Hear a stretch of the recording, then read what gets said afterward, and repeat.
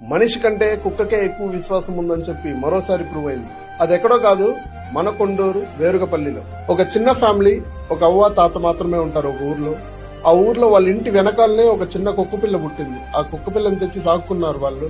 అంటే ఒక 6 to 7 years దాకా దాన్ని బాగా పెంచుకున్నారు. ఒక రోజు సడన్ గా రాత్రి కొంచెం బయట వదిలారు, కొంచెం రిలీజ్ గా తిరగడానికి ఆ కుక్కను బయట వదిలారు. ఆ కుక్క 2-3 కరిచింది. ఆ రోజు రాత్రి కరిచింది. ఊరు వాళ్ళందరూ ఈ కుక్క ఇక్కడ ఉండకూడదు, అంటే ఈ కుక్కని ఎక్కడన్నా పంపించేసేయండి, లేదంటే చంపేస్తాము అని చెప్పి వాళ్ళ ఊరు ప్రజలందరూ మాట్లాడినారు.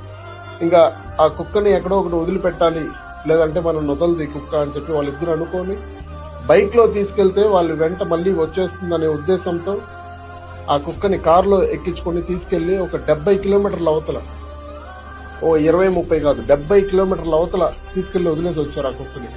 ఆ తల్లిదండ్రులు ఏడుస్తూనే ఉన్నారు. ఇంకా ఆ అవ్వ తాత వదిలేసి రిటర్న్ వచ్చేసారు. ఒక 3 to 4 days అయిపోయింది. 4th day నైట్ ఆ కుక్క మళ్ళీ తిరిగి వచ్చింది.